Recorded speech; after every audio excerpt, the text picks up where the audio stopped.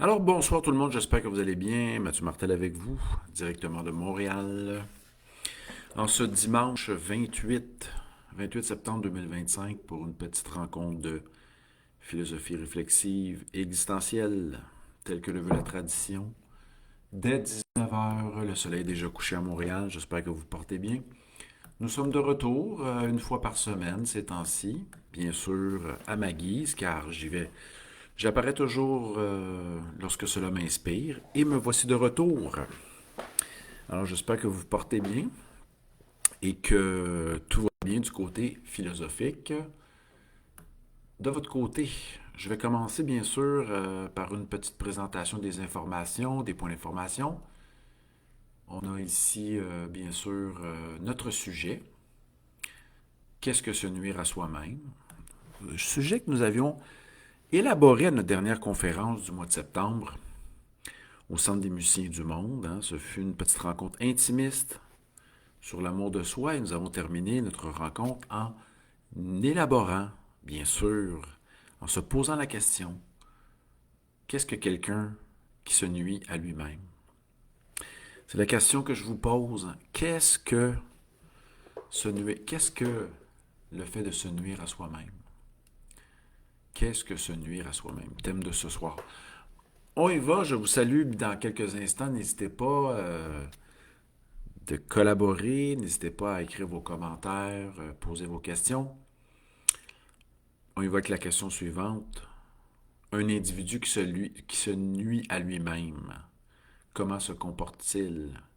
Que peut-il faire? Comment cela se traduit-il? Petite rencontre portant sur la définition. Je vous invite bien sûr à notre prochaine conférence. Il y a du nouveau. Il y a deux annonces.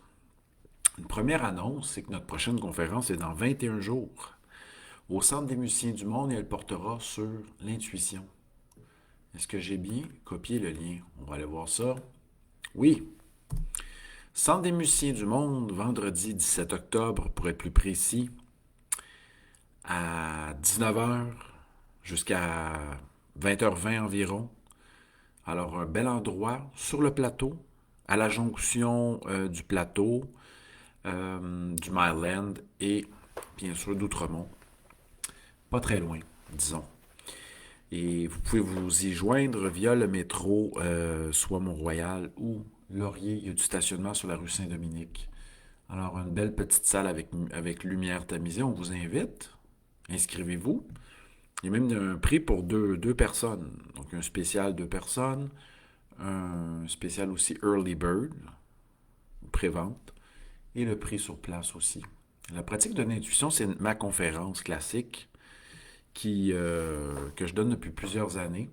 Mais elle se renouvelle toujours à chaque fois grâce à votre présence et, comment dire, grâce à votre présence qui m'inspire de nombreuses questions, commentaires, etc. J'espère que vous êtes inspiré par la mienne. Voilà. Alors, c'est le point d'information, mais aussi, ben, je vais vous dire, allez voir sur ma page Facebook Mathieu Martel Philosophe. C'est annoncé depuis ce matin pour ceux qui demeurent un peu loin. Peut-être demander à Cathy de nous envoyer le lien de notre conférence du mois de novembre, Zoom, une réflexion sur les stoïciens. Découvrez la pensée et la philosophie pratique stoïcienne à travers 10 principes. Je vais vous envoyer ça. Cathy va nous envoyer ça en clavardage. Et c'est une invitation samedi le 15 novembre, 10 heures du matin, en direct ou en différé. C'est très populaire pour ceux qui restent loin. On a des gens qui sont partout à travers le Québec, donc vous allez pouvoir vivre une petite expérience d'une heure, soit en direct ou en rediffusion. Vous aurez l'enregistrement pour 30 jours par la suite. Donc, je crois que ça va être très populaire. Puis au mois de novembre, commence à faire froid et on peut se rejoindre quand même d'une autre manière. Ça sera une rencontre Zoom. Alors les amis, je vais commencer avec un épilogue. Pourquoi me pencher sur cette notion de se nuire à soi-même? Parce que d'une part, nous avions développé à notre conférence de vendredi, il y a 2 semaines, nous avions réfléchi sur la notion de prendre soin de soi.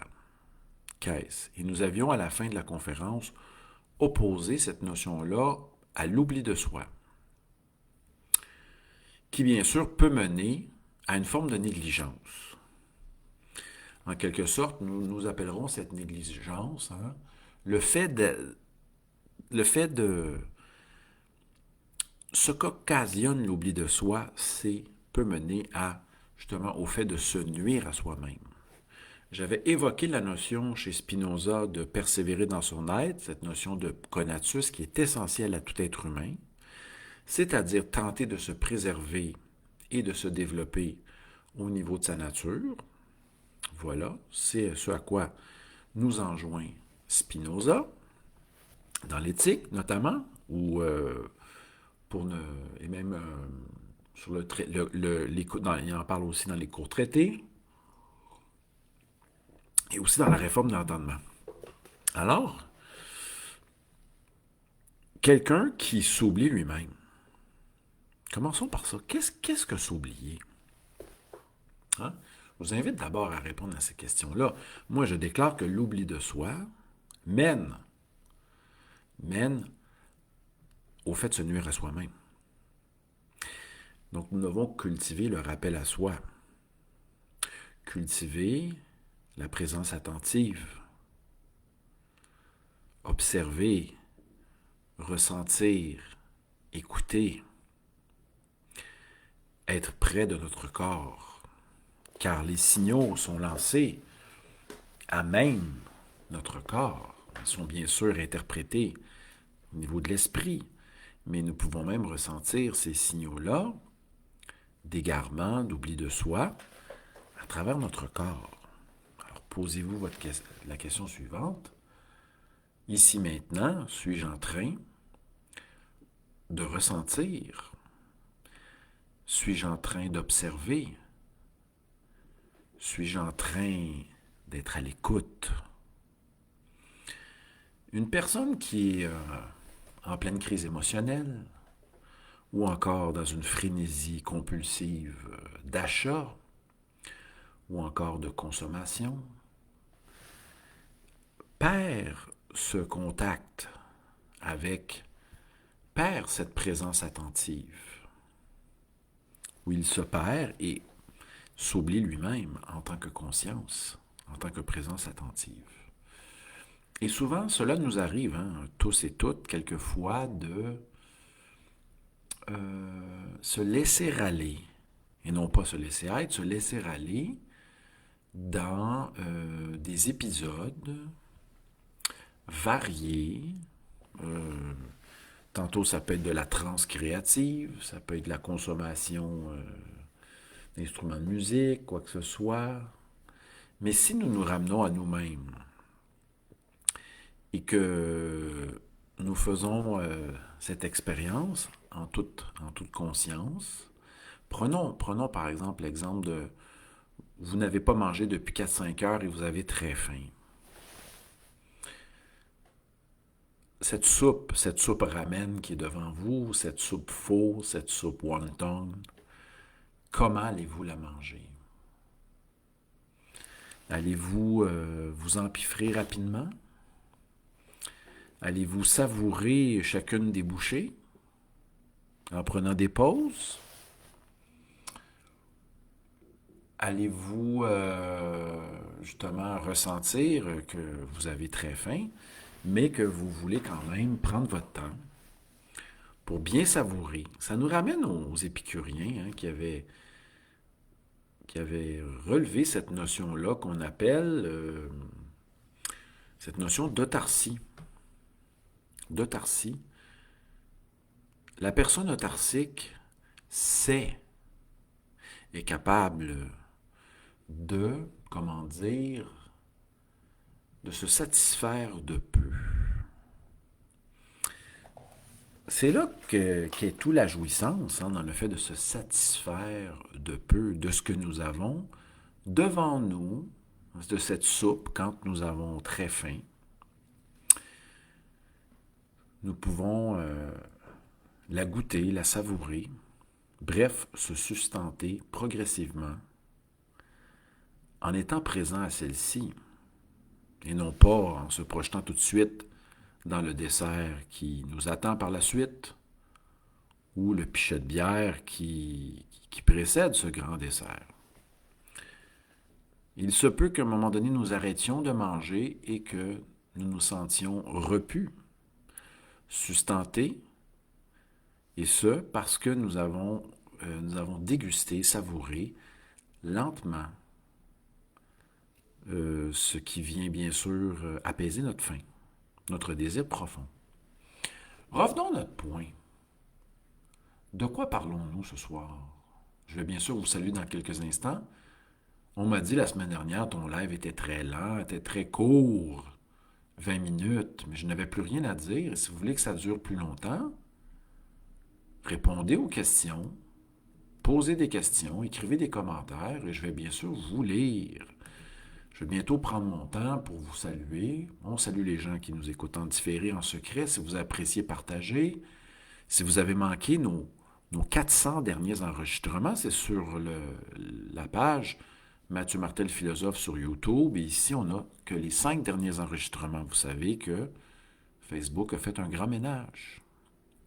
Si vous avez manqué nos webinaires, conférences d'une heure, vous allez sur mon site mathieumartel.com dans la section vidéo, webinaire, vous avez des conférences d'une heure. Mais pour vivre l'expérience ultime, c'est bien sûr la rencontre en présence du 17 octobre prochain. Et pour ceux qui étaient là l'autre fois, ils ont vécu sûrement un moment magique avec mystère et synchronicité. J'en profite pour vous saluer, je reviens bientôt au sujet. Hein? On a parlé de l'importance de prendre soin de soi à la conférence. On y oppose bien sûr à prendre soin de soi l'oubli de soi. Et lorsqu'on s'oublie trop, cela peut même nous mener à nous nuire à nous-mêmes. D'aller contre soi-même. Car le but de la vie et de l'existence, c'est bien sûr persévérer dans son être. Nietzsche dira que c'est bien sûr de créer en se dépassant soi-même. Hein? Mais pensez-y, il faut revenir à l'essentiel, à la base, qui est de persévérer dans son être. Mais qu'est-ce à dire? Qu'est-ce à dire que de persévérer dans son être? Faire en sorte que notre nature poursuive son chemin, et faire en sorte aussi que nous puissions développer nos capacités tout en éprouvant de la joie et de la puissance d'exister. On continue, j'en profite pour vous saluer, n'hésitez pas à écrire, on se pose la question ce soir. Un individu qui se nuit à lui-même, que dit-il, que fait-il, comment se comporte-t-il? C'est un petit travail de définition. On est une dizaine en ce moment. En ce dernier live du mois de septembre, on sera au mois d'octobre la semaine prochaine. J'en profite pour saluer Cathy, Myriam, Sonia. Salutations aussi à Dan qui est de retour, Martine aussi, Chris qui est toujours présent, ainsi que Caroline. Merci d'être là. Élise aussi. On verra peut-être Lise, hein? À la conférence du 17 peut-être, on ne sait pas. On l'invite, on souhaite sa présence. Peut-être que d'autres se joindront. Est-ce que Myriam sera capable de braver tous les obstacles de la vie pour venir nous voir? Ça sera à voir. Alors, le fait de se nuire à soi-même, revenons à Spinoza. Ancrons cette position en rapport avec le conatus de Spinoza. La personne qui est incapable de persévérer dans son être, c'est-à-dire de subvenir à ses besoins, via un effort, qui a beaucoup de difficultés à s'entraîner, par exemple, à être active. Une personne qui a de la difficulté à être active à chaque jour, subvenir à ses besoins alimentaires, s'occuper de son hygiène corporelle, se reposer, se détendre, dormir. Pourquoi ne pas revenir à la base? Pourquoi ne pas revenir à la base? Certes, vous allez me dire que c'est quelquefois difficile parce qu'il faut bien sûr travailler, œuvrer pour pouvoir être à même de satisfaire ou de combler ses désirs fondamentaux. Ça demande de l'énergie. Vivre, ce n'est pas facile. Hein? Certains l'ont peut-être eu facile. Certains ont peut-être eu des enfances confortables au niveau de soutien monétaire, quoi que ce soit, une vie plus aisée. Mais chacun et chacune, hein, porte une histoire, des souffrances, des blessures. Et chacun et chacune, vous vivez des difficultés de tout ordre. Ça peut être des difficultés au niveau de la socialisation, des difficultés au niveau physique, des difficultés au niveau émotionnel, hein, que l'on pense au haut et bas émotionnel. Mais comment stabiliser tout cela? J'en parlais avec mon ami Dominique hier, hein, lorsqu'on nous partagions un libré maté, un maté libré. Moi, c'était plus un verre d'eau, lui, c'était un maté libré, etc. Il m'a dit, mais Mathieu, si nous pouvions quand même prendre soin de notre sommeil, nous coucher tôt, bien dormir, ajouter à cela de la marche quotidienne, avec un peu de soucis au niveau de l'alimentation variée, hein, et prendre de l'air, aller respirer, ça serait un bon départ, un socle. Certains appelleront ça des piliers. Hein? Imaginez si on maintient une bonne qualité de sommeil, de l'exercice physique, de la bonne alimentation, ainsi que de la socialisation, aller prendre un peu d'air. On travaille dans les fondements. Par la suite, exercer notre esprit philosophique, cultiver notre jugement. Hein, à travers toute forme d'épreuves, on peut se mettre à réfléchir. On peut aussi justement se cultiver à travers des lectures philosophiques pour découvrir comment un penseur, quelle est la théorie, la manière de vivre, la théorie de penseurs tels que Schopenhauer, Kierkegaard, Nietzsche, compagnie, lire Platon, les Grecs, etc. Affiner son esprit en tentant de lire Spinoza, un peu de Descartes. Et on va voir que penser, ça demande un effort. C'est un entraînement. Exercer son jugement et sa pensée pour savoir mieux vivre au quotidien, c'est de l'entraînement continuel, les amis. Pensez-vous qu'un jour, on dit « je cesse de réfléchir, je cesse d'analyser, je cesse de faire des liens, je cesse de me remettre en question ». Je cesse toute forme de curiosité, d'apprentissage. C'est impossible. On revient à notre question, je vais vous commenter. Bien sûr, allez-y, là, c'est la question de ce soir. Quelqu'un qui se nuit à soi-même, et j'ai commencé par répondre en disant que c'est quelqu'un qui n'assume pas ou n'assure pas le fait de développer son conatus, d'assurer le fait de persévérer dans son être en s'occupant des désirs fondamentaux. On peut commencer par ça. Et ça peut aller très loin, le fait de se nuire à soi-même. Hein?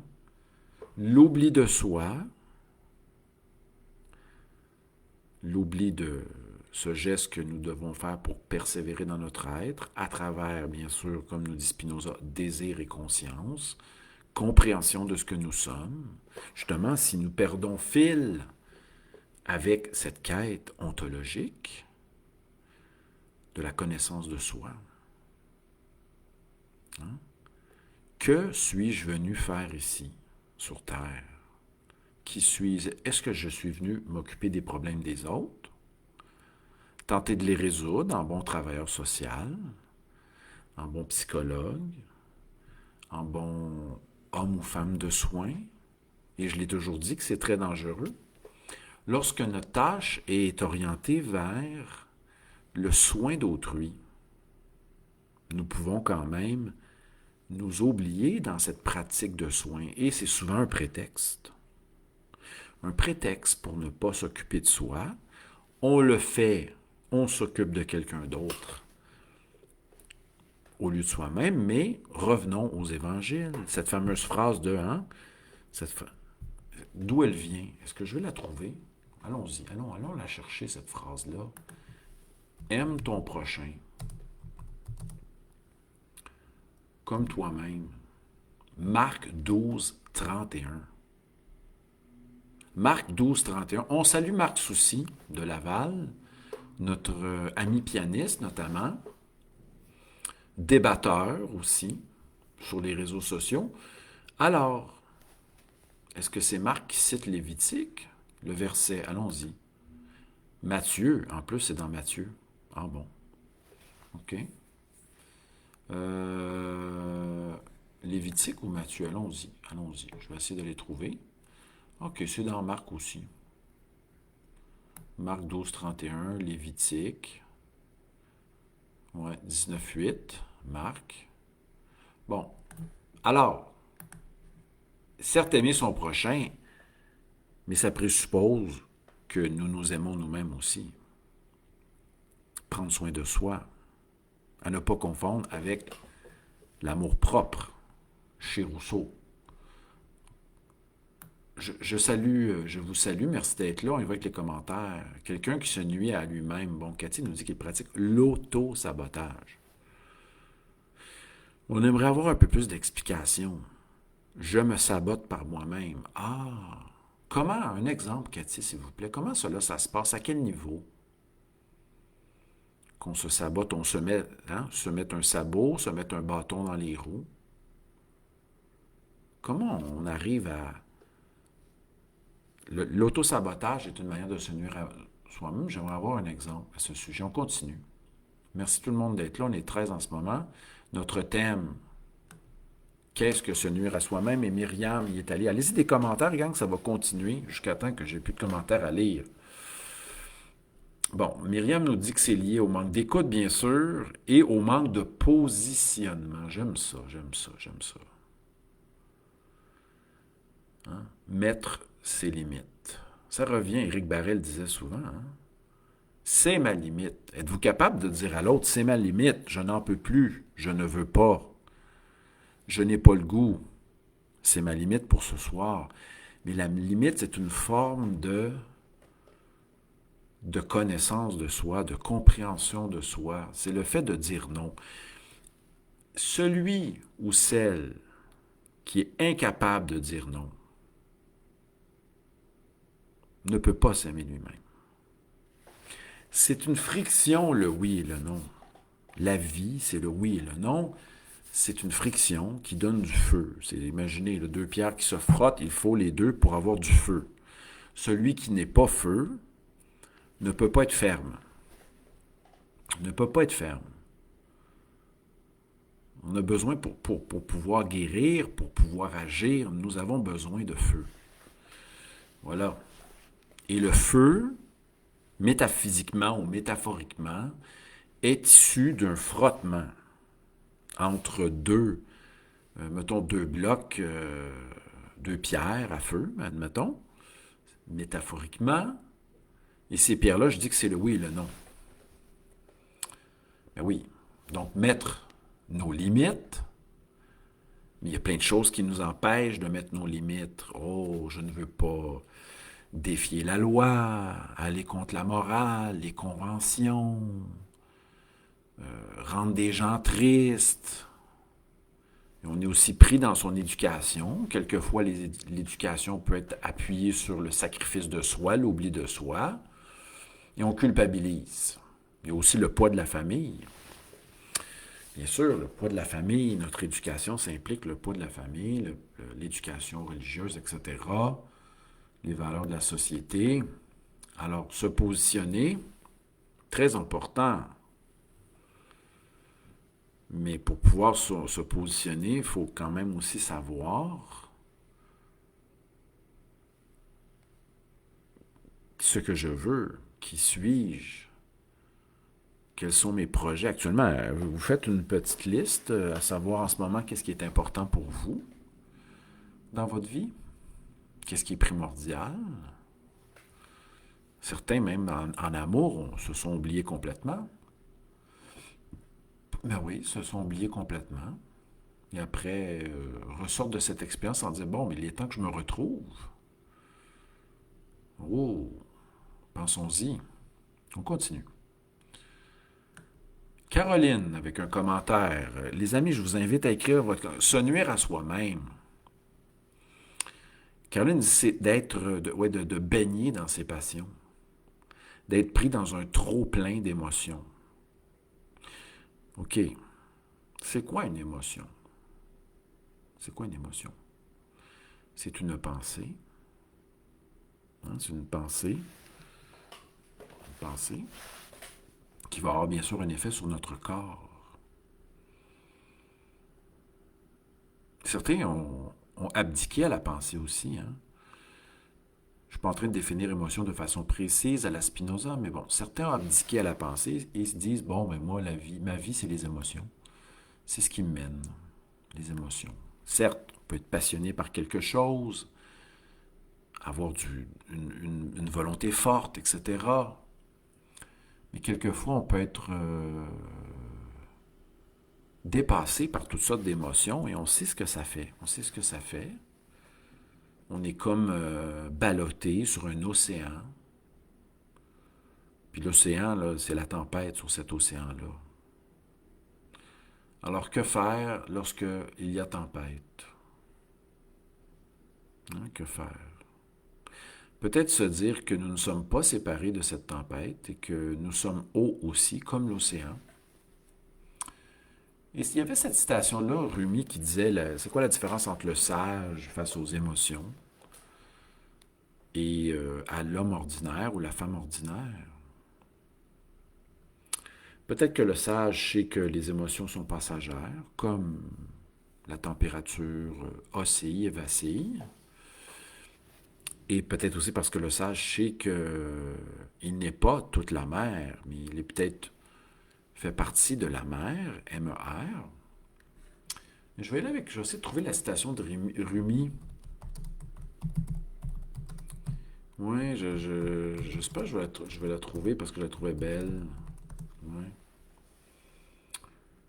Ok, est-ce que je l'ai trouvée? Oui, voilà. Vous n'êtes pas... Oui, c'est ça ici. Il dit là, vous n'êtes pas la goutte d'eau dans l'océan, mais vous êtes l'océan en entier dans la goutte. OK. Allons-y avec Kabat-Zinn. C'est un plus intéressant, c'est plus à propos, plus pertinent avec notre propos, Kabat-Zinn. Hein? Vous ne pouvez pas arrêter les vagues, mais vous pouvez quand même apprendre à surfer avec celle-ci. Voilà. Donc, votre émotion est votre allié. Ouais, c'est votre allié. C'est l'émotion lorsque vous êtes allé trop loin, vous n'êtes pas respecté vous-même. Hein? Des fois, vous vivez une grande fébrilité. Ça peut aller jusqu'à la colère, la tristesse, la lassitude, le jugement envers soi, la culpabilité, etc. Mais prenons conscience. Prenons conscience que nous sommes allés trop loin. Prenons conscience que nous avons fait de mauvais choix. Et au sens de manquer la cible, hein, pas au sens de péché, au sens de vous avez manqué la cible. Et vous vous êtes nuit à vous-même en manquant la cible ou vous n'avez pas encore assez d'expérience pour savoir quelle cible faut-il viser. Quelle est la bonne cible? Bon, on y va avec les commentaires. On salue Olga. Salutations à Olga. Salutations à Lise. Sonia nous dit que le manque de respect est intéressant. Aller contre soi-même. Aller contre son essence. Bon, allons-y. Imaginons que vous connaissez vos capacités, vos forces, vos talents et que vous ne vous exercez pas au sens de Schopenhauer, j'en ai parlé. Pour Schopenhauer, il est important de se connaître soi-même pour pouvoir choisir un domaine dans lequel se former.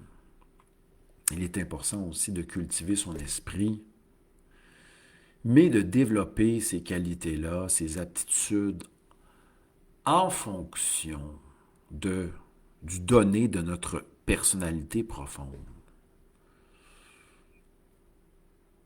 Posez-vous la question. Tout ramène à la connaissance de soi. Tout ramène à la connaissance de soi. Si vous êtes en disharmonie avec vous-même, hein, c'est que vous n'êtes pas en train de cheminer en accord avec votre nature profonde. Ça paraît, bon, banal ce qu'il dit là, mais toute la vie au quotidien est une quête d'harmonie. Il y a des défis à tous les jours. Hein? Donc, certes, nous tentons de vivre, mais il y a des obstacles qui se dressent à tous les jours contre nous. Donc, ça, c'est être conscient que vivre, c'est un défi. Vivre demande le fait de relever des obstacles, d'être persévérant, de ne pas abandonner. Et de dire, je vais apprendre. Et de dire aussi que autrui ne pense pas comme moi. Et autrui ne pense pas comme moi et le réel n'est pas accordé à mes désirs. Hein? Bienvenue dans le monde. La réalité, c'est un choc. OK. Daniel nous parle du non. Il nous dit que le non, c'est la plus triste de toutes les expériences. Se faire dire non, Daniel, est-ce que Daniel, c'est ça? Mais on parlait tantôt de savoir dire non. Savoir dire non, c'est toujours dire oui à quelque chose d'autre. Hein? Pensez-y, là. Oui, ça nous rappelle, je lisais le texte intéressant de Frédéric Gros sur la révolte, est-ce que c'est ça? La désobéissance. Lorsqu'on désobéit, c'est au nom de valeurs supérieures qui sont notre socle de positionnement.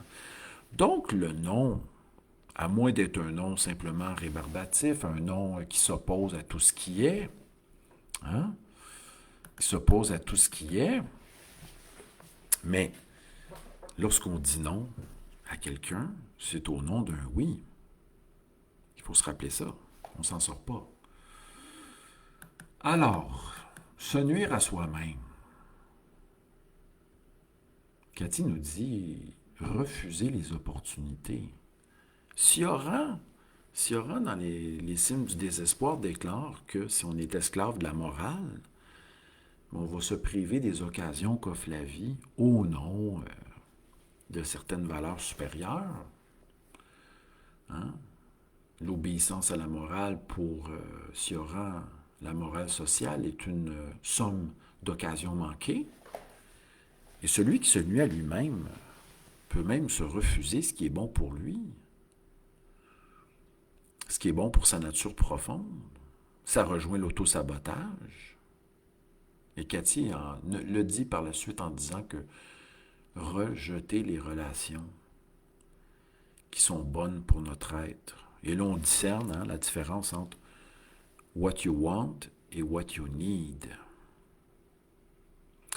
Merci Cathy pour les exemples, dans le fait de se nuire à soi-même, hein, ces fameux mantras qu'on se répète.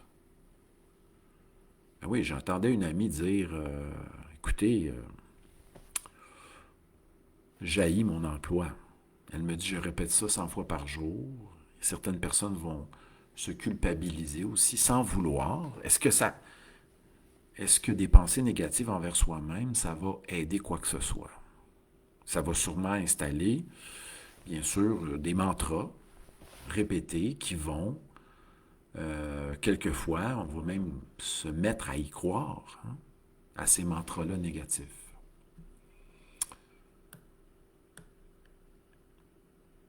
Oui, la réalité est un choc, mais la réalité de l'autre aussi est un choc, hein, parce que tout le monde pense voir le monde selon son prisme.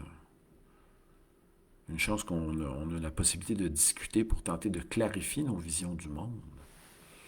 Mais on n'est pas à l'abri, justement, de notre notion. Donc, on développe ce soir le fait de se nuire à soi-même. Est-ce qu'on peut dire d'autres choses? Là, je repose la question des 13 en ce moment. Merci d'être là, tout le monde. Partagez si vous appréciez. On a dit que l'oubli de soi, notre thèse de ce soir, l'oubli de soi.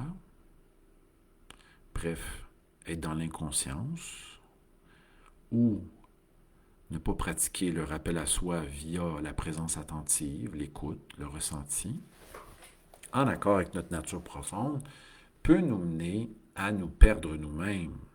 Hein? Ce qui amène le thème de ce soir. Lorsqu'on s'oublie, on se perd, et lorsqu'on se perd, on peut même aller jusqu'à se nuire à soi-même, faire des actions qui peuvent aller très loin. Même Sioran pensait au suicide, mais même Sioran s'est dit, étant donné que Camus a soulevé cette question-là aussi dans La vie vaut-elle la peine d'être vécue? Et Camus a répondu oui. Mais oui, au nom de la liberté, la passion et la révolte. Voilà. Sioran dit, bon, on ne tombera pas dans le piège du fait de s'enlever la vie, on ne sait même pas pourquoi. Pour Sioran, la vie n'est sans raison. Alors, m'enlever la vie aussi ne peut pas reposer sur une forme de raison. Alors, voilà pourquoi il propose une forme de passion héroïque. Lui qui a été qui était peu favorisé par le bonheur. Mais on peut aussi décider de prendre action et de se dire « je choisis volontairement le fait de demeurer en vie et de continuer à persévérer et à ne pas abandonner. » Oui, ça c'est à Tennyson, hein? Oui, ça c'est dans le film One Week. Christian est touché par cette phrase-là, la réalité est un choc. Parfois, on fera peut-être un live là-dessus. Lord Tennyson, dans le film One Week. Alfred Tennyson, ok, ouais, très beau. Alfred Tennyson. Citation. Film One Week. Ouais. Voilà. Et là, j'aurais peut-être besoin de traducteur. OK. Je vais faire une petite traduction. Dans son livre, Alfred Tennyson, 2006. OK. Ulysse. Parfait. OK. Je vais y aller en anglais, mais je vais faire traduction. OK. Traduction. Traduction. Anglais, français. Bon, là, vous ne pourrez pas dire que ça ne dure pas longtemps ce soir. Là. On y va. Entrez le texte. Parfait. Alors, la citation de Tennyson. To strive, to seek, to find, and not to yield. S'efforcer, chercher, trouver et ne pas céder. Ça rejoint Spinoza. Je vous invite à cela, les amis. S'efforcer, chercher, trouver et ne pas céder. Attention, c'est pas un jeu de mots, là. Pas le fait d'être possédé par nos problèmes, mais ne pas céder. Ne pas céder. Et là, ça fait un jeu de mots à la Lacan, oui. Petite citation lacanienne sur la réalité. Bon. Pour faire plaisir à Christian. Réel, parfait. Le réel, c'est quand on se cogne. Bon, ça c'est pour Christian. Le réel est toujours à sa place. Et le réel est sans cesse qui ne sait pas s'écrire, mais il y a la belle citation de Lacan sur le fait de ne pas pouvoir tout dire en lien avec le réel. OK. Donc, sur la vérité. OK, parfait, c'est celle-ci. Là, je suis en train de divaguer un peu.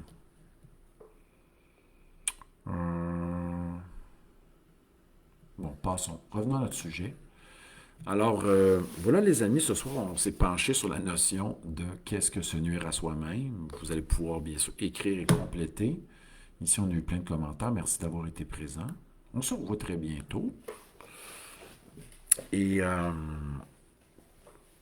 voilà, on a terminé avec une belle phrase d'Alfred Lord Tennyson. Voilà, merveilleuse phrase tirée de son livre Ulysse. Et je vous invite à écouter le film One Week, 2007. Très beau film si vous vous posez des questions sur le sens de votre vie. Merci à tous et à toutes. Portez-vous bien. À bientôt. Bonne soirée. Je m'en vais souper. Oui, chez moi. Portez-vous bien, gang. À bientôt. Bye bye.